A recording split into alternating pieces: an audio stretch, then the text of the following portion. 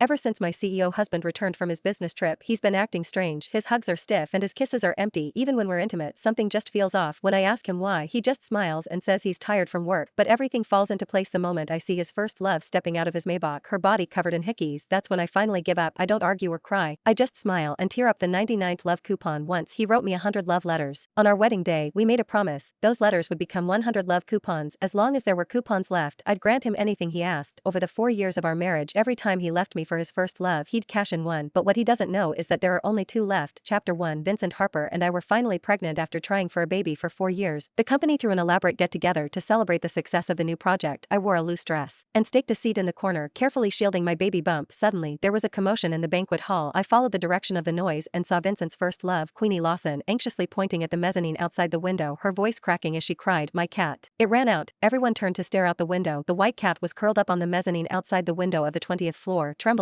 It looked like it could fall off the edge at any moment. Queenie was so anxious that she stomped her foot, tears brimming in her eyes. "Vincent, do something. The cat is the only family I have left." Vincent didn't so much as bat an eye before turning to fix his gaze on me. "Go and bring the cat back." His voice wasn't loud, but it was enough to make the banquet hall fall deathly silent. Everyone froze as they looked between me and Vincent. I, in particular, eyed him with disbelief as my fingers clenched the hem of my dress. "Mr. Harper, that's a little inappropriate, don't you think?" One of my coworkers couldn't resist asking. "Mrs. Harper is pregnant and this is the 20th floor. It's too dangerous." "Yeah, Mr. Harper, why don't we get the security to sort this out?" another coworker suggested. However, Vincent didn't seem to hear them. He kept his eyes on me, his voice full of unyielding authority as he commanded, "Go." I opened my mouth to refuse, but he suddenly leaned close to me and whispered into my ear, "I'll use a coupon." His words were like a bucket of icy water, tipped over my head, drowning out any intention I had to protest. I looked down, my fingers lightly caressing the slight swell of my tummy as bitterness welled up within me. Indeed, Vincent could use a coupon. Years ago, he had written me 99 love letters in hopes of getting me to date him. When he wrote me the 100th letter, I was so moved by his dedication that I chose to be with him on the day we got married. I turned the 100 love letters he wrote me into 100 love coupons to repay his dedication. We agreed that as long as the coupons didn't run out, I would unconditionally agree to whatever he asked of me. 2 years ago, Vincent had cherished the coupons so much that he couldn't bring himself to use them, but in the 2 years since the return of his first love, Queenie, he'd used up 97 coupons, and now he was using the 98th. I did not argue any further and quietly stood up, then headed toward the window. My coworkers tried to stop me, but Vincent said nothing and only watched, his expression unyielding. Outside the window, the wind was so strong that I could barely keep my footing. I took a deep breath and forced myself not to look at the drop underfoot as I took one step after another toward the cat. The cat seemed to sense my goodwill and did not put up a fight, obediently letting me pick it up. But just as I passed the cat through the window, a strong gust of wind suddenly picked up. I instinctively looked down, and the view from the 20th floor had my head spinning immediately. My legs caved under me, and I tipped backward. There was a chorus of screams, but I couldn't hear it clearly anymore. All I felt was the rough impact as my body fell on the safety grill of the 18th floor, my stomach hitting the rail on the side. The pain that followed was so sharp that my vision turned black. I was close to losing consciousness. In my daze, I heard my coworkers' panicked cries, "Call an ambulance, Mrs. Harper. Hang on." I tried my hardest to open my eyes, only to see a group of people swarming around me, their faces etched with fear and worry. However, Vincent was notably absent from the group. With a lot of effort, I turned my head to peek through the bars of the safety grill. I saw Vincent standing beside Queenie, his head dipping low as he comforted her softly. He was even patting her shoulder as though she were the one in need of consoling. Meanwhile, Queenie leaned into his embrace as she sobbed miserably. I closed my eyes, letting my tears fall quietly. I told myself it was all right and that there were only 2 coupons left. Chapter 2. I lost the baby. My tears had already run dry when the doctor broke the news to me. My body was already worn out from the last few years I spent working and grinding alongside Vincent. It was only by consuming countless medications that we conceived this child, but now, it seemed that the child had no intention of coming to this world. Vincent approached my bedside, his face devoid of the grief that came with losing a child. It was as if the child had nothing to do with him. He patted my hand lightly and said indifferently, "Don't be too sad about this. I'm sure we'll have another child in the future." I closed my eyes, not wanting to look at his cold and hardened expression. At that moment, Queenie appeared. Her eyes were red-rimmed as she blamed herself. "It's all my fault. Maeve would still be fine if it weren't for my cat." Vincent immediately turned to comfort her gently. "Don't say this. You had nothing to do with this, and the cat's innocent, too. Don't be too hard on yourself." He spoke in a gentle tone, like he was soothing a frightened child, yet not a single sincere word of comfort came from him. Even after we'd just lost our baby, a nurse came over and reminded us softly, "A miscarriage can take a huge toll on the body, Mrs. Harper. You'll have to stick to a nutritious diet and take things easy for a while. Don't overwork yourself." Only then did Vincent appear to remember something. He turned to ask Queenie, "You didn't eat much earlier, did you? I'll take you out for a meal." I lay on the bed, my fingers slightly trembling. In the end, I couldn't help tugging on the hem of Vincent's shirt and saying feebly, "I'm hungry too." He frowned and said impatiently, "It's not like you can leave the room, order takeout for yourself." Under normal circumstances, I would have gotten into a huge fight with him and demanded that he explain his mistreatment of me, but this time, I simply let go of his shirt and did not argue with him. He seemed to sense that he'd crossed the line, for when he spoke again, it was in a much gentler tone. "I'll get you some food later." I made no reply and simply closed my eyes. Queenie was already urging him, "Come on, Vincent, I'm starving. Let's go already." Vincent paid me no mind after that and left the hospital room with Queenie. I dozed off falling into a deep slumber. When I woke up, the room was still empty. With some effort, I eased myself upright and reached for the stack of love coupons I kept in my coat pocket, which had been hanging beside me. I couldn't remember when I'd started bringing the coupons everywhere I went, but the stack had only gotten thinner since then. I tore a coupon off the stack and stared at the remaining two. My heart growing cold, I picked up my phone and called Mom. Mom, I want a divorce, I said in a voice so calm that even surprised me. My pronouncement obviously stunned Mom. What's wrong? Vincent was so serious about you that even I was moved by his dedication. Why do you suddenly want to divorce him? I did not explain in detail and only said softly, I'm tired. Mom was silent for a moment, but supported my decision nonetheless. Very well, I'll help you get the papers ready. After hanging up, I leaned against the bed, my heart as hollow as an abyss. Just then, Vincent pushed the door open and entered the room. Panic was written all over his face as he demanded, I just heard you say you wanted a divorce. What was that about? I looked up and met his gaze. I calmly and smoothly lied, saying my friends getting a divorce and wanted to talk to me about it. He heaved a sigh of relief, and a smile curved his lips again. You scared me for a second there. As he said this, he handed me the carrier bag he'd been holding. Here, I got you takeout from your favorite Aerolean restaurant. I took the bag and felt my heart skip a beat. The Aerolean restaurant he mentioned was my favorite food joint. I wasn't a fan of spicy food and loved the milder flavors of the food there. In the past, whenever I wanted food from the restaurant, Vincent would get it for me without hesitation. I opened the bag only to find that most of the food inside was heavily spiced. Judging by the diced red peppers and the eye-watering smell, they were not from the Aerolean restaurant. I gaped at Vincent in shock. What's with the food? He awkwardly explained, I got the takeout before taking Queenie for Calmerian cuisine. But she took a few bites and had such a hard time coping with the spice that I switched her food with yours. You can handle spice, so I'm sure you won't mind having some of it anyway. I stared at him with disbelief as if I were looking at a stranger. He must have felt slightly guilty because he added quietly, I'll just use another coupon. I've got 20 of them left anyway. Don't be mad. I lowered my head, my fingers clenching the remaining coupons as I felt my heart turn into a frozen lake. No, he had no idea he was left with only one coupon. After saying this, I ordered takeout, which was delivered to the hospital at that moment. Vincent jogged down the corridor to take a call. I could